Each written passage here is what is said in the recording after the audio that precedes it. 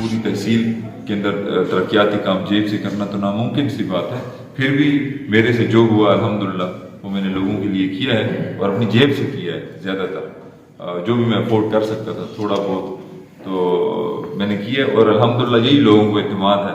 کہ اگر پیسے میرے پاس آتے، میں نے اپنے کاغذات نامزدگی جمع کرا دی ہیں PK 115 پہ، اور مجھے ان کی ریسیونگ پہ بھی مل گئی ہے۔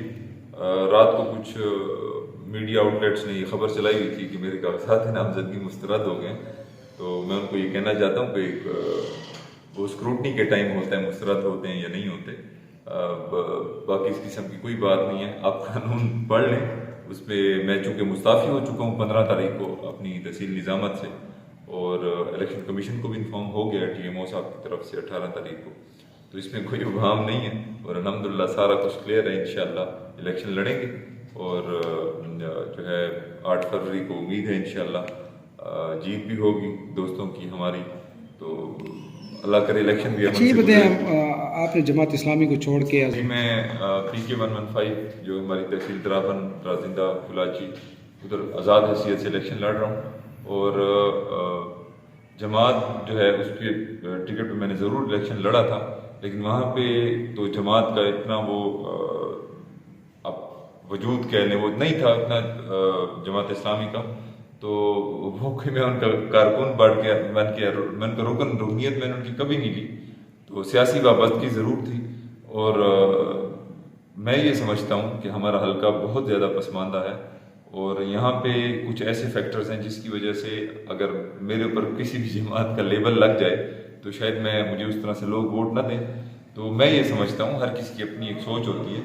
کہ اس وقت ہمارے ضروری یہ ہے کہ ہمارے حلقے کے جو بنیادی مسائل ہیں وہ حل ہوں بائی ہک اور بائی کروک، کسی بھی صورت ہوں، تو وہ اسی طریقے سے ہی ہو سکتے ہیں کہ میں اگر آزاد جیتوں، آزاد شخص جو بھی جیت کے جائے اسمبلی میں، وہ حکومت وقت پر کبھی حکومت وقت کو اس کی ضرورت بھی پڑ جاتی ہے، یہ وہ ان کو زیادہ پریشرائز کر سکتا ہے، اور میں پھر زیادہ مؤثر انداز میں، اور ان کو مطلب اگر حکومت ہمارے حلقے کو وسائل نہیں دے رہی تو ان کو پریشرائز کر کے بھی یہاں پہ اپنے حلقے میں وسائل لا سکتا ہوں۔ تو میں نے آپ کو پہلے بتایا اس وقت جو ہماری پریورٹی ہے، جو بنیادی زندگی کے جو وہ ہیں سہولیات ہیں، پانی ہے، روڈز ہیں، اسکول ہیں، اسپتال ہیں، وہی نہیں ہے لوگوں کے پاس۔ جب وہ آ جائیں گے تو اس کے بعد نظریات آتے ہیں کہ آیا ہم کس جماعت کے ساتھ جائیں، لبرل، سیکولر، مذہبی، یا کس جماعت کے ساتھ، وہ بعد کی باتیں ہوتی ہیں، پہلے تو پیٹ کی فکر ہوتی ہے ہر انسان کو، یہ قدرتاً مطلب یہ ایک بات ہے، اور ہمارا حلقہ بہت زیادہ پسماندہ ہے، تو اس وقت ان کو روٹی کی ضرورت ہے، اس وقت ان کو روڈز کی ضرورت ہے، ہسپتالوں کی، اسکولوں کی، تو وہ میں سمجھتا ہوں کہ اگر میں جیت گیا کسی جماعت سے اور میں اپوزیشن میں بیٹھ گیا تو میں شاید وہ مؤثر کردار نہ ادا کر سکوں۔ باقی اللہ سے دعا ہے کہ اللہ میرے سے بہتری کے کام کروائے، اور میرے ذریعے لوگوں کی جو ہے نا فلاح و بہبود کا کام ہو۔ اتنے زیادہ کینڈیڈیٹ لڑ رہے ہیں، جمہوریت ہے پاکستان میں، اور جمہوریت میں جمہوری نظام میں ہر کسی کو یہ رائٹ ہے، حق ہے کہ وہ الیکشن کانٹیسٹ کرے، الیکشن مانگے، اور یہ ہر کسی کا رائٹ ہے، سارا کا سارا حلقہ بھی کھڑا ہو سکتا ہے، اس میں کوئی حرج نہیں ہے، اور یہ ہے کہ جو بھی ہے ہر کسی کی اپنی سوچ ہوتی ہے کہ میں ایک فلاں سوچ رکھتا ہوں، یا اس کو اپنا ایک منشور ہوتا ہے ہر کسی کا اپنا، تو اس منشور کو پائے تکمیل پہنچانے کے لیے تو کوئی بھی الیکشن داخلہ کر سکتا ہے۔ اچھا آپ کے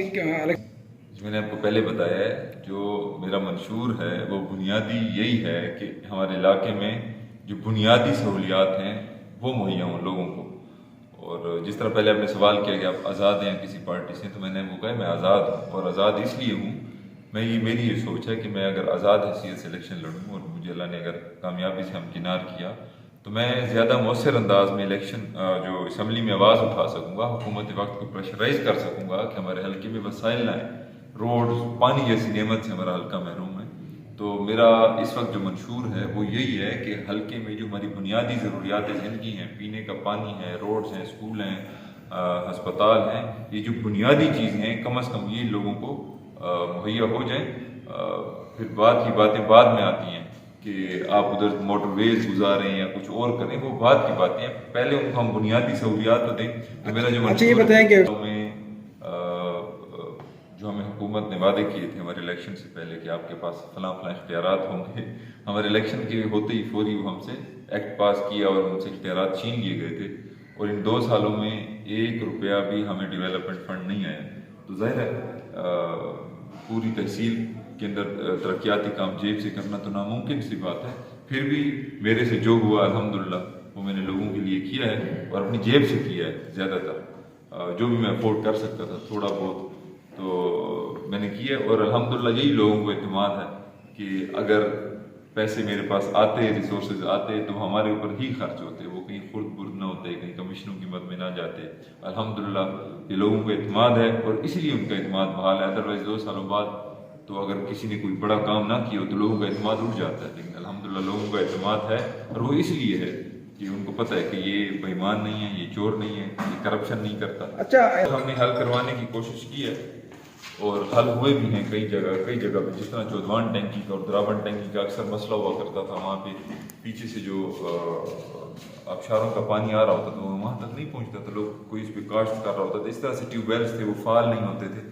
تو میں نے کافی آواز اٹھائی، الحمدللہ اس پہ کافی بہتری بھی آئی ہے. Thank you. السلام علیکم ورحمۃ اللہ وبرکاتہ. میرے channel daily GTN news Pakistan کے سبسکرائبر